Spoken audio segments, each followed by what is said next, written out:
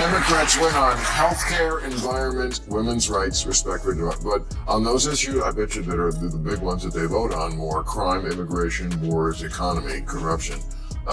So that's the takeaway there. The only thing the Democratic Party stands for today is opposition to Donald Trump. Yeah. And I just read Kamala Harris's new book, 107 Days. You didn't. I did. In order to explain why she lost the election, Kamala Harris recently published her most current literary creation, an autobiography disguised as a handbook. Note, the table of contents omitted accountability. Every page is filled with selective memories, martyr monologues, and progressive poetry that appears profound until you read it twice. When they ask who has a better plan, Republicans crushing it on crime, immigration, wars, the economy, even corruption. Democrats win by 2 points on respect for democracy. Some of this is just because people are stupid. But then comes forward with our anti-woke gladiator, Bill Maher. He used his scalpel of sarcasm and sliced through Kamala's alibis like a surgeon working without anesthesia, revealing her true nature as a bewildered, disinterested, and hopelessly theatrical politician posing as a deep thinker. Prepare yourself. This incision is going to hurt. Perpetuating victimhood, especially when it's false, is not a great advertisement for leadership. Kamala Harris's new memoir of the 24 election is called 107 Days, but it should have been called Everyone Sucks But Me. 107 Days is a victim's title because, get it, she only had 107 days to win. Yeah, and $1.5 billion and a built-in army of about 75 million people who'd vote for any human-adjacent life form that wasn't Trump. Bill Maher read 107 Days by Kamala Harris before he began shooting. Kamala's spin skill and the classic woe is me tale of running out of time, he says, are well captured in the title alone, but Ma didn't think a word of it. He reminded everyone that Kamala had one of the biggest campaign budgets ever and was regarded as political royalty by the mainstream media, not to mention the 75 million voters who supported candidates wearing the D symbol. Thus, it is not depressing to gripe about 107 days. It's hilarious gold. Ma basically said what everyone else was thinking. Kamala was able to defeat Plant in a spectacular way, even though she had every edge. In 107 days, nothing is ever Kamala's fault. Biden lets her down by not stepping down sooner. Pouty face emoji. Gavin Newsom, he was asked for his endorsement, but texted, "Hiking will call back." But then never did. And then he didn't even ask her to prom. America itself lets Kamala down by not being ready for the running mate she really wanted, Pete Buttigieg. So she's stuck with the Home Depot paint salesman. And the rest is herstory. Poor Kamala. We made her the star of a rom-com and didn't even give her a gay best friend.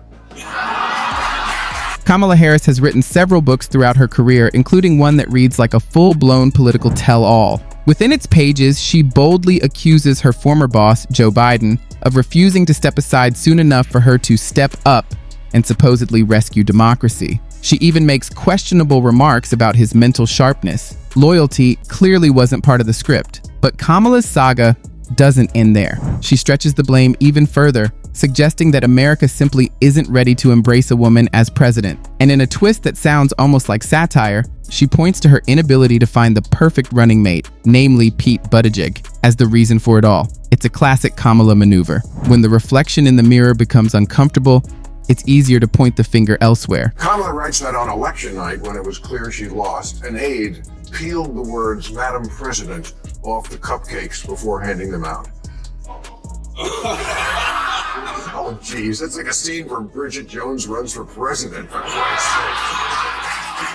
This entire episode deserves its own spot in the Comedy Hall of Fame. Believe it or not, Kamala actually blames part of her political collapse on, get this, one of her own team members who supposedly removed presidential stickers from cupcakes before handing them out to voters. According to her, that tiny act of sabotage set off a domino effect that ruined her entire campaign. But here's the ironic twist. The staffer only did it after realizing Kamala had already lost to Donald Trump. Somehow, cupcakes became a symbol of political catastrophe. The story was so absurd that even Bill Maher couldn't help but laugh. While everyone else saw a campaign going up in smoke, Kamala viewed it as a stroke of genius. You couldn't make up delusions like that. Yet, somehow, she managed to. Look, ladies, I know this isn't fair, but we're all always running against the worst cliche of who people think we are.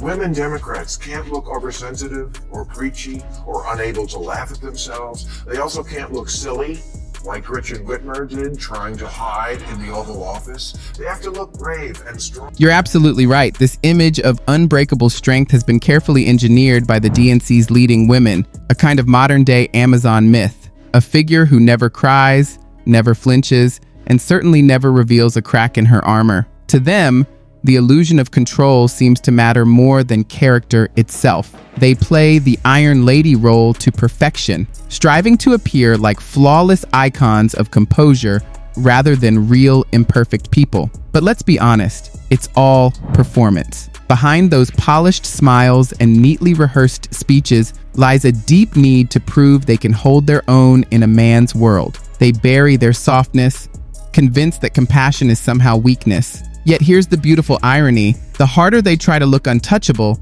the more mechanical they seem. True power isn't about pretending to be indestructible. It's about having the courage to be human. It wasn't a good look for the woman party that all the guys were speaking out for Jimmy Kimmel when Trump went after him, except on the woman show, where for 5 days the outspoken hosts were suddenly as quiet as a geisha. If you've ever wondered why Bill Maher took aim at the women of The View, here's the full scoop.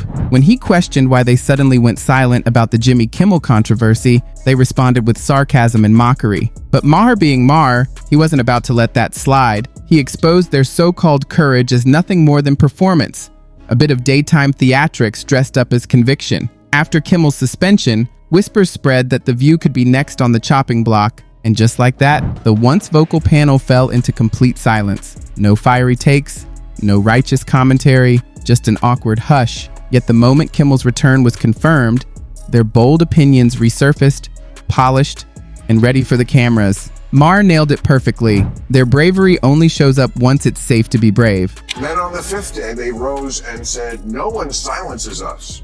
No one had to. You silenced yourself." Whoopi Goldberg continued, "Did you all really think we weren't going to talk about Jimmy Kimmel? No, I thought you would, but then you didn't. 5 days? Talk about needing extra time to get ready. And if you can't take a break, breath, and laugh at that, you're making my point." Sunny Hostin, Whoopi Goldberg, and Anna Navarro are practically the perfect examples of selective bravery, loud when it's fashionable, silent when it's risky. These women have built their careers around outrage, using cancel culture as a convenient weapon against anyone who dares to disagree. But the moment that same fire threatens to turn in their direction, they suddenly become cautious, speaking in diplomatic tones and avoiding the very fury they once fueled. Deep down, they know how ruthless the cancellation machine can be. After all, they've helped power it. And now, in an ironic twist, they're doing everything possible to avoid becoming its next victims. It's tragic comedy at its finest. Poetic, even. The self-proclaimed defenders of justice now flinch at the shadow of their own creation. Yet despite knowing the damage, they still unleash that same mob on others day after day. Their hypocrisy isn't just visible, it's practically staged, polished, and broadcast in HD for the world to see. Polling came out, and this is really, I'm speaking to the Democrats especially here, because Trump's numbers are down. They're down with Latinos, they're down with blacks, they're down 15 points with whites. And when whites say, "You're not hip anymore," ooh. And yet, in the other poll, on issues, Trump still winning. So this is your big opportunity, Democrats. He's down in the numbers, and you still can't score. The DNC just can't get themselves together. The causes list also seems like a devastating sequel. A real leader isn't in charge. No voice strong enough to inspire faith or steer the ship through the storm. Instead, the party was stuck in its own echo chamber, still dancing to the music of the fringe woke left. This political terrarium is a breeding ground for groupthink, and any opposing viewpoint is extinguished before it can spread. They are mistaking hashtags for game plans and clinging to fantasy rather than facing reality. Kamala Harris has now begun pointing the finger at her own party, which has made the problem worse. She is too preoccupied with rewriting history and assigning blame to accept accountability for one of the most spectacular faceplants in DNC history. It's chaos masquerading as authority, and the Democrats are paying the price.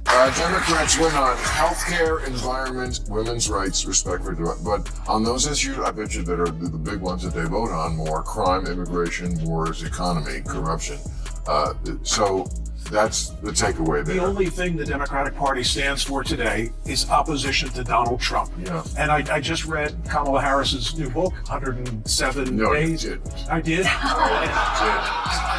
I'll say a lot of lies on this show, but I will take that. I will not accept. In all honesty, it is the Democratic Party's current approach. Trump's ceaseless tour of stops. That is their brand, their hobby, and their full-time occupation. They have squeezed every last bit of political juice out of the anti-Trump narrative as if it were their only hope. Even if Kamala was successful when Biden created the same screenplay to win the first time, voters just rolled their eyes when Kamala tried to do it again. The country was ready for something tangible like ideas, answers, and leadership after becoming weary of Trump's unrelenting criticism. But at the DNC, they found an empty stage and a fog machine. No economic strategy, no border plan, no direction, just repeated focus group slogans and outrage. For years, the Democrats' identity was based on their hate of a single person. Now that the anger has died down, there's nothing left but an echo. They are hollow, lack leadership, and are not involved with the people they claim to understand. It's like a diary of what happened, but I was looking for, okay, and what's the plan for the future? There wasn't any, and she's just indicative of the party at large. And by the way, that's one of the reasons she lost. She's rewriting history in the book too. She's now against men and women's sports. Like, come on. Like, they tried to dismantle Title IX against women when she was vice president. Right. I mean, that's just one of many examples. She could have had 701 days and would have still lost that race. But you're right. The data says it's cost of living, it's inflation, it's immigration, illegal immigration, all those things. Everything else is at the bottom. And by the way, law and order crime. 107 days, way too many for anybody, but including her. Right. But the more they got to know her, the less they liked her. I've said this many times on this show. Other countries don't do this. They don't have years to run. Mars is just right. As Americans gained more knowledge about Kamala Harris, their interest in him diminished. Are you really to blame? The Hollywood endorsements, the staged photo shoots, the awkward attempts at charm, political theater on fumes seemed to permeate everything. Beneath the flashy lights and slogans, there was nothing but a fog of platitudes surrounding that strained, high-pitched laugh that might shatter glass. When real questions were addressed, she would either ignore them, stutter, or burst into the now famous Kamala cackle. It is clear that she was unprepared for the demands and the policies. The public longed for something genuine and grounded. Instead, they were given an entirely optics-based campaign. Ma did not have to destroy her. She did it herself by proving that there was nothing real to discover. They call an election, and they have an election in a month. Yeah, ignore the influence of money. We should do that. That's going to be hard to get rid of. That's right. But, it's like you don't need 100 days. You need 107 days. You tell people your plan. This is what I am for. This is my thing. You're selling something. You're selling a vacuum cleaner. If I'm selling a vacuum cleaner, I'll tell you why I think it's best. Am I going to tell you every goddamn day for 2 years? Did I tell you about the attachment that gets under the... Yeah, you did. You told me 1,000 times. In the end, Maher's sharp, unfiltered, and brutally honest critique of Kamala Harris and the Democratic establishment stood out as a rare moment of raw truth. The DNC, he suggested, has become a chaotic machine. No genuine leadership, no inspiring vision, and no real connection to everyday Americans.